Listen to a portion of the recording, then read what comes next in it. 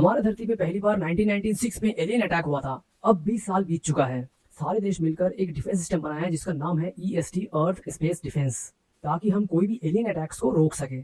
आज हम एक्सप्लेन करने वाले हैं कमाल का movie independence day resurgence. ESD ने एलियन टेक्नोलॉजी यूज करके एक अलर्ट सिस्टम बनाया है जो स्पेस में कोई भी हलचल पर नजर रखता है। और ईएसडी का हेडक्वार्टर बनाया गया है एरिया 51 पे, और 3 बेस भी बनाया गया है। एक है मून पर, दूसरा है मार्स पर, और तीसरा है सर्टेन के मून रिया पर इंसानों को पता नहीं है कि एलियन अब भी इंसानों पर नजर रख रहा है। पर फॉर्मर प्रेसिडेंट व्हाइट मून को ये सपने बार बार आता है जिसमें वो एक अजीब सा स्पीयर और एक लाइन को देखता है। और मून बेस पर जेक और चार्ली एक बड़ा सा वेपन बनाना चाहता है अर्थ डिफेंस सिस्टम के लिए, लेकिन कुछ गड़बड़ हो जाता है और हथियार अपनी जगह से हिल जाता है। तभी कमांडर जिम बॉयज को वापस आने के लिए बोलता है, पर जेक ऑर्डर को नहीं मानता है और अपना फ्यूजन ड्राइव ऑन करके वेपन को अपने जगह पर रख देता है। और फ्यूजन ड्राइव को ऑन करना खतरनाक है क्योंकि शिप में उससे आगे लग सकता है। जब जेक बेस पर लौटता है तो जेंग उसको डांटता है उसकी गलती के लिए। और इसके बाद जनरल एडम को एरिया 51 में बुलाया जाता है क्योंकि 20 साल पहले जो एलियंस को कैद करके रखे थे वो अचानक जाग गए और अपने केस को हिलाने लगे। अब एडम को ईएसडी डायरेक्टर डेविड से बात करनी है इस बारे में, पर वो यहाँ पर होते नहीं है क्योंकि वो अफ्रीका गया है फ्लड के साथ में। वहाँ पर वो आर्मी हेड उम्बुटो से मिलता है। यहाँ पर डेविड कैथरीन से मिलता है जो एक साइंटिस्ट है और वो रिसर्च कर रही है कैसे उम्बुटो एलियन से बातचीत कर पाते हैं। और डेविड को वो एलियन शिप दिखाते हैं जो 20 साल पहले धरती पर आया था। और यहाँ के लोग 10 साल तक उस एलियन से लड़े जो स्पेसशिप से बाहर आए थे। कुछ दिन पहले एलियन शिप का लाइट अपने आप ऑन हो गया था और डेविड को एक बड़ा सा गड्ढा नजर आता है जो एलियन ने खोदा था अर्थ का कोर तक पहुंचने के लिए, पर वो नहीं कर सके क्योंकि उनका मदरशिप डिस्ट्रॉय हो गया था। डेविड और इनके साथी स्पेसशिप के अंदर जाते हैं और देखते हैं कि कंप्यूटर कुछ एलियंस को सिग्नल भेज रहा है। और नेक्स्ट सीन में हम देखते हैं कि जेक जो मून पर है वो अपनी गर्लफ्रेंड पेट्रिशिया से बात करती है। पेट्रिशिया व्हाइट मूर्स की बेटी है। पेट्रिशिया जेक को बोलती है कि इंटरनेशनल लेगेसी स्क्वाड्रन जल्दी ही मून बेस पर विजिट करने वाले हैं जिनमें डेलियन भी है। जेक और डेलियन एक दूसरे को पसंद नहीं करते हैं क्योंकि कुछ साल पहले फ्लाइंग टेस्ट के दौरान जेक डेलियन को मारने ही वाला था। कुछ देर बाद स्क्वाड्रन मून बेस पर पहुंच जाते हैं। सभी डेलियन से मिलने के लिए एक्साइटेड होते हैं क्योंकि वो फर्स्ट वार के हीरो स्टीवन के स्टेप्सन है। और लंच के वक्त जेक डेलियन से मिलता है और उसे छेड़ने लगता है। डेलियन को गुस्सा आ जाता है और वो जेक को एक जोरदार मुक्का मारता है और मून बेस का हेड जियांग ये सब देख लेता है। पर जेक जियांग को झूठ बोलता है कि वो रूम से लौटते वक्त गिर गया था। पर बाद में जेक अपने दोस्त चार्ली को बोलता है कि वो बेकार में ही डेलियन को परेशान कर रहा था। अगले दिन एरिया 51 में मेडिकल वे में डॉक्टर आइजैक ओकुन से मिलने जाते हैं। ओकुन एक रिसर्च डायरेक्टर है जो पहले युद्ध के दौरान कोमा में चले गए थे। आइजैक को शॉक लगता है जब ओकुन अचानक से उठ जाता है। इसी बीच एडम को खबर मिलता है कि रिया पर बेस का पूरी तरह तबाही हो गया है और अब वो रेड अलर्ट पर है। अफ्रीका में डेविड को इमरजेंसी का पता चल जाता है, लेकिन कैथरीन अभी भी सर्कल ड्राइंग को एनालाइज करता है जो हर जगह बना हुआ है। अम्बुटू उन्हें अपने ऑफिस में ले जाता है और उन्हें अपने ड्राइंग दिखाता है जो उन्होंने एलियन शिप जागने के बाद अपने सपने देखकर बनाए थे। और उधर मून पर सभी लोग घबरा जाता है जब उन्हें एक बड़ा सा वार्म होल दिखता है अपने एटमॉस्फेयर में जिससे एक गोल मशीन बाहर आती है। और ये गोलाकार बिल्कुल वैसा ही है जैसे अम्बटू अपने सपने में दिखता था। और वो लोग प्रेसिडेंट लैंडफोर्ड और डेविड को ये मैसेज भेजता है जिससे डेविड समझता है कि ये स्पीयर एक स्पेसशिप है और लैंडफोर्ड सोचता है कि उन्हें पहले अटैक करना चाहिए। लेकिन डेविड बताता है कि ये पिछले एलियन की तरह का शिप नहीं है, ये किसी और एलियन रेस का हो सकता है जो कोई अलग इरादा रखते हैं। लैंडफोर्ड ने ईएसडी काउंसिल को वोट करने के लिए बोला और वोटिंग में नतीजा निकला कि पहले हम स्पीयर को अटैक करेंगे। उन्होंने बेस का बड़ा हथियार चला दिया और स्पीयर को आसानी से गिरा दिया। डेविड चाहते थे कि वो स्पीयर का स्टडी करे और लैंडफोर्ड ने साइंटिस्ट की एक टीम को भेजने के लिए हाँ कर दी। पर रिसर्च के लिए डेविड को जाने का परमिशन नहीं मिला किसी पॉलिटिकल कारण के लिए, जिससे डेविड बहुत गुस्से में था। फिर लैंडफोर्ड ने एक पब्लिक अनाउंसमेंट किया कि उन्होंने अर्थ को दूसरे अटैक से बचा लिया। व्हाइटमोर ने टीवी पे देखा और घबरा गया क्योंकि उन्हें पता है कि ये वो एलियंस नहीं है और वो इस बारे में सबको वार्न करना चाहते थे। पेट्रिशिया सोचती है कि उनको शांत हो जाना चाहिए और नए प्रेसिडेंट पे भरोसा करना चाहिए। व्हाइटमोर मान जाते हैं और वो जाकर सो जाते हैं, लेकिन जब पेट्रिशिया बाद में उनका हालचाल देखने जाते हैं तो वो उसको नहीं पाती।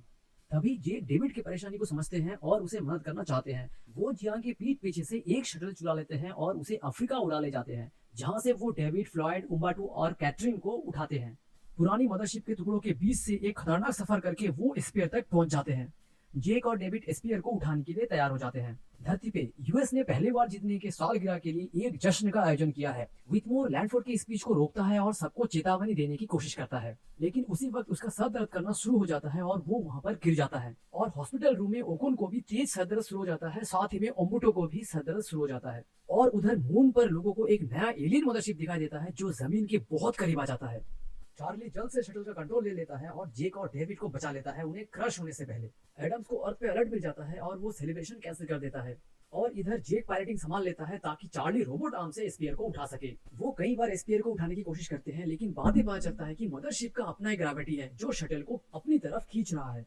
जियांग पायलट्स को भेजता है और जेंट वेपन को एक्टिवेट कर देता है, लेकिन शॉट फेल हो जाता है और पायलट्स को वापस आना पड़ता है। मदरशिप ने जवाब में गोलियां चलाई और वेपन्स को डिस्ट्रॉय कर दिया।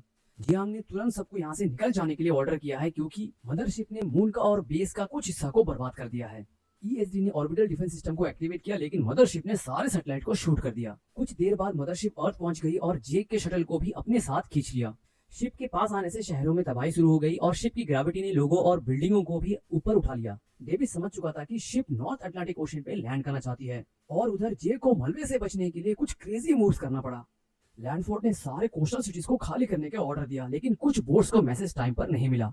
डेविड के पापा जूलियस सेल कर रहा था जब उसने शिप को देखा। उसने डेविड को फोन किया और बताया कि ये शिप पहले वाली से बहुत बड़ी है, लेकिन कॉल खत्म हो गया जब ये मदरशिप लैंड हुई और जूलियस को एक और बोट ने टक्कर मार दी। और मून से कुछ पायलट्स भी आए अर्थ के डिफेंस के लिए। व्हाइटमोर और पेट्रिशिया एरिया 51 में एडम से मिलते हैं और ओकुन अपने रूम से निकलकर उनके मीटिंग में शामिल हो जाते हैं। और केज में बंद एलियंस पागल हो जाते हैं और ओकुन समझते हैं कि वो सेलिब्रेट कर रहे हैं। जब डेविड और दूसरे लोग मीटिंग में पहुंच जाते हैं, व्हाइटमोर एक सील रूम में जाते हैं और एलियन को छोड़ देते हैं बात करने के लिए। एलियन अपनी टेंटिकल से व्हाइटमोर को पकड़ते हैं और उसके थ्रू बात करते हैं। कहते हैं वो आ गई है, वो सब है। एथेरिन एलियन को सर्कल सिंबल दिखाते हैं और पूछते हैं कि इसका मतलब क्या है, जिससे एलियन गुस्से में आ जाता है। सोल्जर्स को पता चल जाता है कि टैंट्रम व्हाइटमोर को मारने वाले हैं, तो वो एलियन को रोकने के लिए शूट कर देते हैं। बुलेट ज्यादा काम नहीं करती है, लेकिन उम्बोटू अपनी ब्लेड से एलियन पर अटैक कर देते हैं। ये बड़ा बॉडी सिर्फ आर्मर है और जब ये टूट जाता है तो असली छोटा एलियन बाहर आ जाता है, जिसे उम्बोटू तुरंत मार देते हैं। समुद्र के किनारे एक भाई बहन जो अपने माँ बाप को खो चुका है, अपने आप को बचाने के लिए गाड़ी में भाग रहा है। रास्ते में उन्हें जूलियस की तबाह हुई बोट और उनके अंदर बेहोश आदमी मिलता है और वो जिंदा है, तो ये बच्चे उन्हें अपने साथ ले लेते हैं। एरिया 51 की टीम मदरशिप को स्कैन करती है, जिससे डेविड को समझ में आता है कि शी इज वॉल का मतलब है कि एलियन का एक बड़ा छत्ता है और उसकी बड़ी रानी अभी पहुंच चुकी है। समुद्र के नीचे से एक जहाज लाइव वीडियो भेजती है इस टीम को, जिसमें ये दिखता है कि ये मदरशिप भी ड्रिल कर रही है। लगता है वो पृथ्वी के गर्म कोर के पीछे पड़ा है और अगर उन्हें मिल जाए तो वो सारी जिंदगी को खत्म कर देगा। डेविड बताता है कि पहले युद्ध में उन्होंने मदरशिप को तबाह करके जीता था, मतलब उसके अंदर भी एक रानी थी, तो उन्हें ये ताकतवर शिप को नहीं तोड़ना है, बस उन्हें रानी को मार देना है। लैंडफोर्ड ने क्वीन को ढूंढने का मिशन ऑथराइज किया और सारे पायलट्स तैयार हो गए। ड्रोन आगे जाकर शील्ड को डिसेबल करेंगे, फिर पायलट्स बॉम्बर्स को कवर देंगे जो कोल्ड फ्यूजन वॉरहेड चलाएंगे, जो मदरशिप की बॉडी को तोड़ के क्वीन को मार देंगे। पायलट्स मदरशिप के पास पहुंचते हैं और मदरशिप तुरंत अपने डिफेंस खोल देता है। जेट अपनी बेस्ट ट्राई करते रहती है कि शिप के आसपास फ्लाई करे और डिफेंस पोस्चर को मेंटेन करे, पर शिप के पास बहुत सारे गार्ड थे और शिप के टॉप में पहुंचना इम्पॉसिबल था। 2 बॉम्बर खोने के बाद जेक ने बताया कि हमें शिप के अंदर जाना ही एकमात्र विकल्प है। गैलियन मानते हैं कि ये खतरनाक है, लेकिन यही एक रास्ता है, तो एडम उन्हें जाने की परमिशन देता है और बाकियों को बैकअप देने का ऑर्डर देता है। जब जेट अंदर पहुंचती है तो उन्हें हैरानी होती है कि वहाँ एक पूरी इकोसिस्टम है। उसी वक्त व्हाइटमोर उठ जाता है और पेट्रिशिया को बताता है कि क्वीन को पता है कि वो आ रहे हैं। पेट्रिशिया एडम के पास दौड़ती है और उन्हें इन्फॉर्म करती है कि ये एक ट्रैप है, लेकिन अब बहुत लेट हो चुका है। क्वीन एक स्पेशल वेव भेजती है जो सारे जेट को डिसेबल कर देती है। पायलट अपने मौत की तरफ गिरने लगते हैं, लेकिन वो फिर भी बॉम्ब्स रिलीज करते रहते हैं मिशन को कंप्लीट करने की कोशिश में। लेकिन एक्सप्लोसिव क्वीन को नहीं लगती है, क्योंकि वो एक एनर्जी फील्ड में घिरी हुई है। अचानक एक दूसरा वेव एलियन सिस्टम से निकलता है और ये इतना बड़ा होता है कि सारे सैटेलाइट एरिया 51 के बेस और प्रेसिडेंट बंकर्स को डिसेबल कर देता है। फिर मदरशिप मौका का फायदा उठाती है और बंकर पर अटैक कर देती है, जिसमें सभी अंदर वाले मर जाते हैं, इंक्लूडिंग लैंडफोर्ड। कुछ देर बाद मिलिट्री लीडर एरिया 51 में पहुंचती है और एडम को नया यूएस प्रेसिडेंट घोषित कर देता है। कैथरीन ओकुन की ड्राइंग को उम्बुटू को दिखाती है और वो कुछ उनका ट्रांसलेशन कर पाते हैं। उनमें इंटरगैलेक्टिक वॉर और कुछ एनिमी को रोकने के बारे में जिक्र किया है अर्थ तक पहुंचने से पहले। अब उम्बुटू समझता है कि स्पीयर एक एलाई बनाना चाहता है, क्योंकि एलियंस भी उनका दुश्मन है। मदरशिप के अंदर जेक और डेलियन कुछ और पायलट के साथ गिरने से बच जाते हैं, तो अब उन्हें इकोसिस्टम में छुपना पड़ता है। और बेस पर ओकुन कैप्सूल को एक स्पेशल लेजर से खोलता है और स्पीयर को स्कैन करता है, लेकिन वो कोई सिग्नल डिटेक्ट नहीं कर पाता। फ्लॉयड अपने क्यूरियोसिटी से स्पीयर को टच करने के लिए नजदीक आता है और स्पीयर का स्मूथ सरफेस उसके हाथ को ऑब्जर्व कर लेता है। कुछ सेकंड बाद स्पीयर एक्टिवेट हो जाता है और फ्लॉयड को छोड़ देता है। फिर स्पीयर इंग्लिश में बात करना शुरू कर देता है, जो वो फ्लॉयड का दिमाग से सीखता है। और उधर क्वीन को अपने सिस्टम में कुछ रीडिंग दिखता है और वो एक बड़ी सी आर्मर पहन लेती है। पायलट्स देख सकते हैं कि मदरशिप का टॉप हिस्सा उड़ जाता है और एक नया अटैक शुरू हो जाता है। इधर स्पेस समझाने लगता है कि वो एलियंस का डिस्ट्रेस कॉल को पकड़ लिया था और इंसानों को वार्न करने आया था, लेकिन इंसान ने स्पीयर को बिना कुछ पूछे अटैक कर दिया। स्पीयर के स्पीसीज ने पहले भी एलियन से लड़ाई की है। वो मदरशिप को हार्वेस्टर शिप कहते हैं। क्योंकि वो प्लैनेट से प्लैनेट जाते हैं और उनके कोर का फ्यूल लेके यूज करता है। ये स्फीयर अपने प्लैनेट में अकेला ही जिंदा है और उसका सिस्टम हाई टेक्नोलॉजी से बना हुआ है और इनके प्लैनेट्स में एलियन को हराने की वेपन्स बनाया जाता है, इसीलिए एलियंस इससे डरते हैं।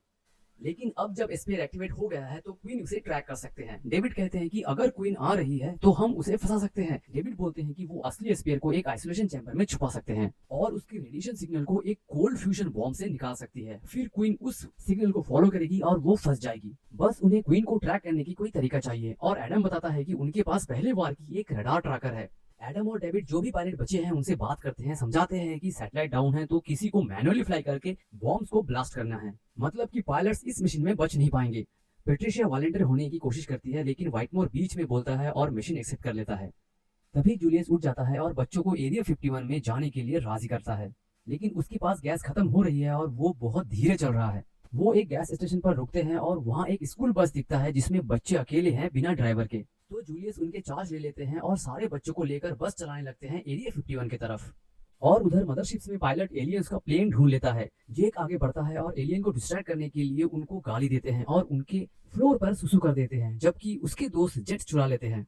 जेक के बेइज्जती से एलियन को बुरा लगता है और वो गोली चलाने लगता है, लेकिन उनके निशाने से पहले पायलट्स जेट्स पे चढ़ते हैं और जेक को उठा लेते हैं। तुरंत ही एलियन उनके पीछे भागते हैं और दरवाजा बंद करने लगते हैं, तो पायलट को कुछ एक्स्ट्रा मूव करना पड़ता है ताकि वो मारे ना जाए। लड़ाई के बीच जेक डेलियन से माफी मांगता है कि उसने उसकी जान लेने की कोशिश की थी सालों पहले। पायलट्स दरवाजे तक पहुंचते हैं और उनके बंद होने से पहले ही निकल जाते हैं। बेस पे सभी लोग अटैक के लिए तैयार होते हैं। उसी वक्त जूलियस और बच्चे बस पे बेस पहुंचते हैं और क्वीन भी अपने सेना के साथ आती है। बेस और एलियन दोनों के बीच एक नई जंग शुरू हो जाती है। डेविड बस को देखता है और अपने सेक्टर में ले जाता है सुरक्षा के लिए। स्पीयर को आइसोलेशन चैम्बर में रखा जाता है और क्वीन को लगता है कि व्हाइटमोर के पास में असली सिग्नल है। पेट्रिशिया अपने जेट अपने पिता के पास उड़ाती है और अलविदा कहती है, उन्हें अपना बलिदान देने से पहले। और इधर डेविड एलियन सेना के आसपास एक शील्ड लगाती है ताकि वो विस्फोट को रोक सके। व्हिटमोर क्वीन के शिप के अंदर घुस जाता है और बम फोड़ देता है। एक पल के लिए टीम को लगता है कि उन्होंने जीत लिया है, लेकिन कुछ रीजन से एलियन सेना अभी भी हमला कर रही है और बेस का बड़ा हथियार गिर जाता है। स्मोक हटने के बाद पता चलता है कि क्वीन अब भी जिंदा है क्योंकि उसने अपनी एनर्जी शील्ड से अपने आप को बचा लिया था। और इधर डेविड बस पे जूलियस और बच्चों के साथ चढ़ता है ताकि वो क्वीन से भाग सके जो उनके पीछे आ रहा है। जमीन पर हर एक सिपाही बेस वापस आते हैं ताकि स्पीयर को एलियन से बचा सके और पायलट्स क्वीन को अटैक करते हैं, लेकिन उसका शील्ड उसे सेफ रखती है। पेट्रिशिया देखती है कि क्वीन जब अटैक करना चाहती है तो वो अपने शील्ड को कुछ सेकंड के लिए नीचे करता है। वो इसका फायदा उठाती है और कमजोर जगह पे गोली मारती है जिससे शील्ड टूट जाती है और क्वीन बदले में उसी जेट को मारती है और पेट्रिशिया पैराशूट लेकर निकल जाती है। फिर क्वीन उसके पीछे जाने की कोशिश करती है, लेकिन उसी पल डैनियल और बाकी लोग वापस आते हैं और क्वीन को उसी के टेक्नोलॉजी से अटैक करते हैं। बेस के अंदर एलियन स्पीयर को ढूंढते हैं जो ओकुन और आइजैक के जिम्मे में है और अपनी क्वीन को लोकेशन भेजती है। और इसी वक्त डेनियल और उसके टीम अपने कंट्रोल खो देते हैं क्योंकि क्वीन अपनी टेक्नोलॉजी का यूज करके अपने सारे जहाज को अपने चारों तरफ एक शील्ड बना लेता है। अंबर्टू और फ्लॉयड आइसोलेशन रूम दौड़ते हैं एलियन से लड़ने के लिए, लेकिन लड़ाई में एक एलियन आइजैक को मार देते हैं जबकि अंबर्टू और फ्लॉयड एलियन को खत्म कर देता है।